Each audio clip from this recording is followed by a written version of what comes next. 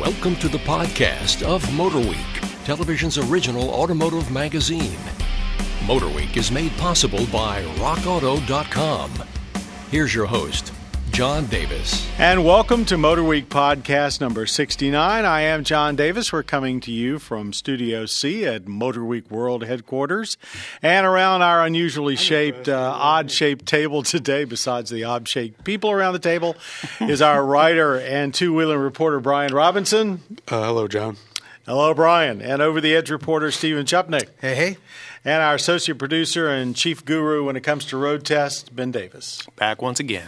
And we have a lot to cover on this show today. So let's start with the New York Auto Show, which just completed. And I'll give a quick rundown on what I saw at the show, and anyone else here that saw the coverage, jump right in. Easily the most long-awaited vehicle at the show was the third-generation Viper from Chrysler, now called an SRT Viper. The Dodge name is not used anymore. It was split off into the separate SRT Performance brand. Still looks like a Viper. Still got a V10 engine, but much more refined looking inside and out. Can't wait. And me too. And they're going to race them in the American Le Mans series. It had crowds 10 deep for 2 days. I mean, you just had a hard time even getting up close to the car. Le Mans should be extra noisy then. And it was gorgeous. Other cars of note, there were a lot of sedans. There were a lot of redone utilities. All the big GM utilities, including the Traverse and the Enclave, get new exteriors, minor changes inside. They get the new center airbag. I think Toyota's new Avalon probably was one of the most significant new sedans, full size, larger than before. Can you still get a tape deck in it? Because I believe the current I Avalon, don't think you can get a tape deck. I think that finally bit the dust. But much more. Sorry, Grandma. What's the word I'm looking for? Unboring. It's a nice looking car. They definitely are trying to get a little more dramatic. Anybody saw that? Was the Impala? I saw some pictures. Was that up there? Thanks for mentioning that. That was a big surprise. We've been seeing some drawings of the new Impala, which everyone probably realizes you see more in fleets than you do in driveways at homes. But it is Chevrolet's number one selling car. They actually expect the new car, which is very nice looking and very expensive looking, and I think better looking than the Avalon. They think it will probably actually sell fewer copies because they are not going to be selling it to fleets as easily. Still V6 powered, the best interior Chevrolet's done in a sedan yet, and that's saying something because they've done some very nice ones lately. Still front drive? Still front drive. A lot of rumors about it being rear drive, not happening. It basically is the new Cadillac XTS chassis. Right. Okay. And it's going to have almost all the bells and whistles of the Cadillac's XTS, all the lane departure systems and all that. So a very, very nice-looking car.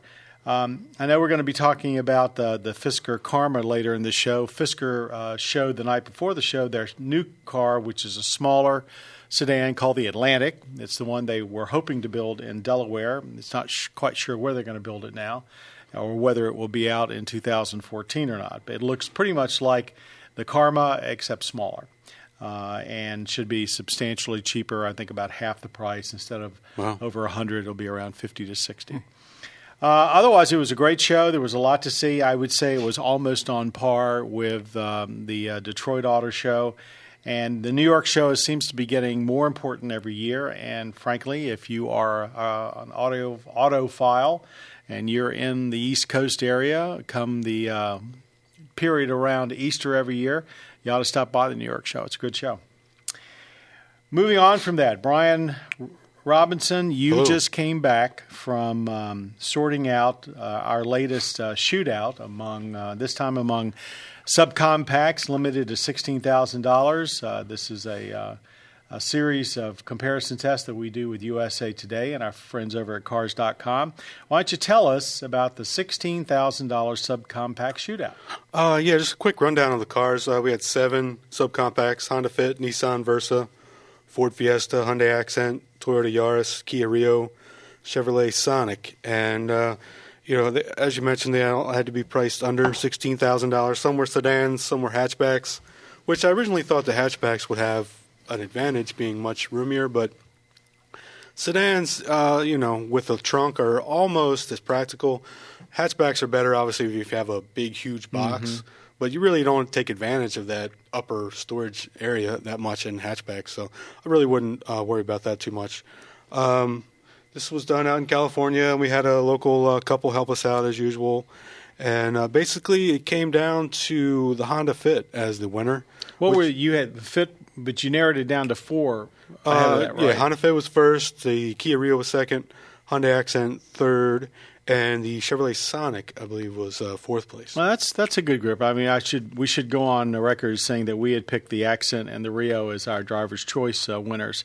But what gave the Fit advantage? After all, it was just about the oldest car in the group. I guess it was the by oldest far car the oldest. group. Yeah, everything else was new for 11 or 12.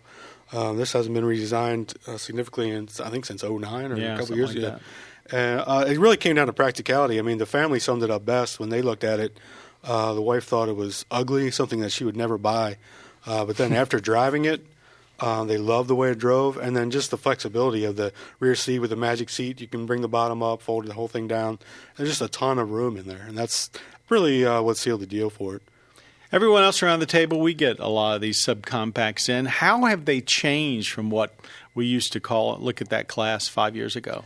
Steven? I think they've gotten smaller but more practical. I mean, all the other small sedans have gotten bigger. And I know, at least with the Fit, we had a long-term Fit for a while, and I think that magic seat was really one of those things that really stood out. But it's funny, Ben and I were talking just before this and saying that Honda always seems to come out on top, just because even if they have the lowest gas mileage, highest price, it's just something about Honda and what they put out that seems to push that over the edge. I look at the quality of these vehicles. They don't look inexpensive anymore. You can get air conditioning, and they're loaded with technology. Yeah, navigation, everything. It never used to be the case back when. There's also something else that's happened to this market where the younger buyer, so I would say that's anyone probably under 35, is more inclined to buy the hatchbacks that often are the big push for these subcompacts. Because a lot of the older buyers want to go the sedan route and don't want to go the hatchback route, but the young buyers tend to like the versatility of the hatchback. I'll give a shout out to the Nissan Versa. It came in, I think, last in the competition, but it's the cheapest. It's the cheapest car in America, so it had that kind of in its disadvantage. It's also, though, the biggest on the inside. Yeah, I was going to say the interior, the rear seat and trunk are both enormous, and it's a very practical car. And even the cheapest car that you can buy in America is a very decent car, much better than it was 10, 15 years ago. I heard that's that cheap entry price on that versus putting a little hurt on the used car market, I hear. Well, when you look at what is $11,000 probably or less, and you're thinking even if you step up with a little bit of options, you're still $12,000, $13,000, and you're getting a very large car on the inside, even if it's not the most stylish and a warranty and a good warranty and a most powerful engine, I think, in its class too. Okay, let's move on now to something that is one of the few cars in its class, and that's the Fisker Karma. It's another extended-range electric car like the Volt, but from there, Ben, tell us about it. When you see the Karma in person, I don't care how many pictures you've seen or the Matchbox cars out, but Chuppy stole it from my office. Give it back. It sits on top of my RX-8, so you know that it's definitely bigger. It's larger than life in person, and it's absolutely beautiful. I mean, Heinrich Fisker, he started out. He designed the BMW Z8. He did the DB9 and the V8 Vantage. The guy knows what he's doing, and he must have been tucking this one away for a while because it's all worked out and it's beautiful. 22-inch wheels, Brembo's peeking out from under those. And we've been looking at this car now for probably 4 or 5 years, and it still looks fresh. It's just as beautiful inside too. It's unique inside in that there's a large use of fabrics even throughout the dash, and it just looks right. It looks a little. Well, I think it looks nautical in the right kind of way, maybe a little bit. But the use of reclaimed wood and a stunning gauge design, it's beautiful inside and out. What would you like to drive? It's not a super high performance car, but it's entertaining enough in your daily type of driving that I mean, if you were to buy a super high performance car, initially that 2 weeks go by, you're gonna drive it regular anyway. So this kind of is tuned for regular driving, and the electric motor torque, it's fun. I mean, around town, it's engineered for daily driving. It's most of the time when you were driving it, was the gas engine running? When I got out on the highways in outside of L.A., the gas motor did turn on, but I started out all through Hollywood Boulevard, and the first 32 miles, I believe it was all electric, whisper quiet. The sound emanates, for parking lot reasons and pedestrian awareness, sound emanates out of these speakers in the back, and it kind of sounds like a mix between Knight Rider, the kit car, and or a really strong G power chord on a guitar with a ton of distortion. It's kind of a mix between those. So it sounds super sci-fi. No flashing eyeball headlights, cool. huh? If the beauty didn't strike you, that sound definitely would. It's a gorgeous-looking car. Of course, it's a six-figure automobile, but six-figure, and but if you break it down by the pound, it's not that bad. Well, it's a heavy car. Yeah, it's over 5,000 pounds. But think about it. There are a lot of cars today where breaking that six-figure barrier is not really where they're priced. They're priced another 50 or 75 grand above that. So a limited production car like this, actually, that's not a bad price. Not at all. I mean, you think about all the Cayennes running around and Pan Americas and stuff like that. Once you drain the battery juice, switch to gas engine, can you then go back? Does the batteries charge back up again, or is it like the Volt where you're kind of SOL? Yeah, I don't think you're going to get it charged up to the point where you're just going to run on. You're not going to run on battery again. No, not solely. But yeah, it provides electricity to the generators. And the one advantage, or I guess it's got two advantages. It'll go a little bit further on electric alone. No, what am I thinking about? It doesn't have a mechanical link at any time between the gas engine and the rear wheels. It has rear-wheel drive, first of all. It's not front drive like the Volt. And then where the Volt has that one issue where there is a mechanical link between the gas engine and the wheels under some certain circumstances like high speed, my understanding is the Karma does not. So that's right. Yeah. Okay, speaking of performance, let's move on to two cars that everyone at the table here has had some experience with. The first one, these were two cars that we had down at our winter testing grounds down at Roebling Road in Savannah, Georgia. Audi TT RS, really a spectacular vehicle, and probably, I will say, made us respect the TT once and for all. Anybody want to chime in? Yeah, absolutely. That's kind of with the TT. There's a lot of performance there, but just with the looks of it more than anything else, no one really takes it seriously as a performance car. But they definitely kicked it up a notch with this car. It's got the inline 5 turbocharged, like 360 horsepower. And as you mentioned, we had it at Roebling, which is not very kind to underpowered cars, but TTRS was awesome there. We had a blast with it. The balance of the car in corners was spectacular, as was the braking. I mean, I felt like I was in a different – I felt like it was I'd never been in a TT before, if this is what the TT was capable of. Yeah, it felt more like a mini R8 than a TT. Ben? Yeah, you could brake late into the corners. It had strong pull out of the corners, and it sounded great while it was doing it, too. Sort of still looks a little bit like a squashed bug. It's probably the most fun car to drive around. It's just super easy. You never had to really worry about anything. And those are words out of a guy that really hadn't driven too many performance cars before he joined the MotorWeek staff. No. Cool. But it's very good for a daily driver. It's very comfortable. Ride was obviously a little harsher, but not extreme at all. I'm not sure there's much besides the engine that they couldn't do across the whole TT line and improve the whole thing. Another car which we had our first chance to get behind the wheel at Roebling, which is the new 3 Series BMW. All new 3 Series. The particular car we had, of course, is the new 4-cylinder, which is making a lot of waves. And I think we came away happy with the car, but not so sure about the 4-cylinder, only because it's not 6. Anybody want to build on that? Yeah, obviously with fuel economy issues that we're going through, the 4 is very important to BMW and to a lot of their buyers. And therefore, maybe it wasn't as fun as maybe we were expecting. It's still a very good car, but the 3 Series itself keeps getting bigger and bigger. And less of a 3 Series. Yeah. The interior is just still phenomenal, and they've got a lot more rear seat room and trunk room, which they really needed. enough to set any records or anything, but enough to catch up with everyone else. I mean, if you put a 5 Series badge on it and somebody didn't know any different, 3 is the new 5. You define the 5, I think you'd feel at home in this car.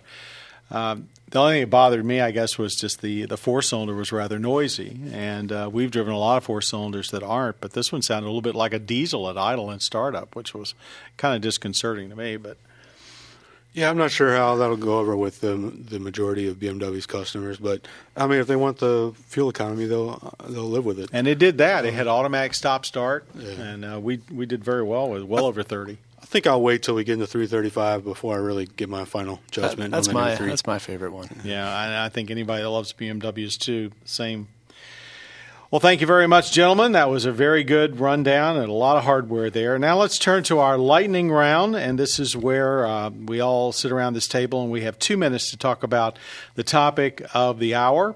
And at the end of that, we'll hear this bell from our producer, Michelle Parker, and that means time's up, and we sort of have to shut up at that time. Here we go. Well, with the New York Auto Show sort of now history, we've officially wrapped up the auto show season, both in this country and around the world. Which vehicle would you say was the star of the season? I'll go last. Oh, I'll just say the Viper from New York. Just having a hard time remembering everything from the season, but I mean, that thing looks awesome. I can't wait to drive it. Ben? My favorite wasn't technically in a show, but it was up at the Easter Jeep up at Moab. It was their FC concept. Mm-hmm. Tell us about it. That was awesome. It's kind of like a new version of the old forward control Jeeps back in the day, big cab forward thing. They used a Wrangler shell and just tucked it full forward over the wheels. You were sitting on top of the wheels. Yeah, basically. Yeah. So old cab over. Really military looking from the outside, but on the inside it was red with plaid interior, and they cut the plaid out of some snowboard bags and sewed it in. It was really pretty high end inside. Just aggressive, super tough. Any thoughts, Stephen? I think the Elantra, taking Detroit, I think that's that. Not that it was a surprise, but the Elantra, compact car of the year. I mean, compact car of the year. I mean, North American car of the year. Yeah. The Elantra did win the North American car of the year, and I think that again, not that it was it's a really nice car, but I think that to me was the star of. Wow, all that room and 40 miles per gallon. Yeah, it did overshadow actually in Detroit a lot of the new cars because there was so much press about that. I agree with the Viper. I've got some others I'll throw in the bag. I think that the press fell in love with the new Ford Fusion, which comes out in the fall. It's got the Aston Martin type grille to it. It's certainly a better looking car than the previous Fusion, and along with the Malibu, it's going to really hype up the midsize wars, and you now can actually buy some Detroit midsize cars that are, shall we say, worth buying and do battle. We've said that before, but it never seems to pan out. It doesn't. Do you think we're for real this time? Yeah, I do. I guess we've driven the Malibu, and I'm very impressed with that. And looking at this car, and judging from what Ford's building in other products right now. Because there's a new Accord Ultima coming out really soon. Boring. So. Okay. I'll add one more, the Buick Encore, only because it's a mini SUV. Its time probably has not come, but it may point the way to the future as fuel economy laws get ratcheted up. But we'll see. I mean, the Ultima, I know the bells rang. I was a little unkind there. The Ultima is a very nice-looking car, but I guess I'm looking at something that's a little more stylish than what we've had before. And the Ultima and perhaps the Honda aren't going to be that much different than what we've seen this so far. But we'll see. Okay, I violated my own rules. We'll stay tuned. Now we go to our MotorWeek mailbag, and this time we have a question from a guy who calls himself Grumpy Lloyd. Well, Grumpy, here's his question. To you, Brian. Come on. Why are pickup trucks referred to as half-ton, three-quarter-ton, or 1 ton? Boom. Just payload capacity, right? Well, it used to be payload capacity. Half-ton refers to just your basic full size. When you get into 3/4 and 1 ton, you get into heavy duties. And basically, it's just stiffer suspension in the rear to handle more weight. Right? Well, yeah, traditionally a half-ton meant a pickup truck that if you loaded up with 1,000 pounds worth of cargo and people, that was its limit. Right. But now you can buy a light-duty pickup truck that'll hold 2.5 to 3 times that. Oh, I thought it was just payload. It's people, too. It's payload and it's people and cargo. Huh. So the traditional so-called half-ton, say an F-150 or Silverado 1500 or Dodge 1500, Ram 1500, some of those can haul almost 3,000 pounds. I'll tell you, in casual everyday pickup truck use, you'd be surprised how easy it is to throw 1,000 pounds in the back. Oh, very easy. Yeah. A load of dirt or mulch. Yeah. No problem at all. I'd probably put 1.5 tons of pavers in the back of a half-ton pickup once. So, Grumpy, it's one of those things that probably 50, 60 years ago it made sense. Today it's just a carryover. 3/4 ton, as Brian said, generally means heavy duty, and 1 ton means a little bit heavier duty than that. But they really don't have anything to do with the actual payload capacity of the vehicles anymore. Yeah, it's a good question. Yeah, it is. Very good question. Nice. Okay, that brings to a close our MotorWeek mailbag and our podcast number 69. I want to thank our writer and two-wheeling reporter Brian Robinson, our over-the-edge reporter Stephen Chupnick, and our associate producer Ben Davis, along with our audio engineer Jim Bigwood, our podcast creator Bob Mixter. One of these days we're going to have to get Bob in front of a microphone, and our ever-ready producer Michelle Parker, the lady with the bell. And I just love saying that. I hope you'll join us for more MotorWeek podcasts. Be sure to watch MotorWeek on your local public television station and on cable's Velocity. Till next time, I'm John Davis. Thanks for joining us. You've been listening to the podcast of MotorWeek, television's original automotive magazine. MotorWeek is made possible by rockauto.com. For additional information on podcasts, videos, and showtimes, visit our website at motorweek.org. And watch MotorWeek, television's longest-running automotive series, each week on your local PBS station.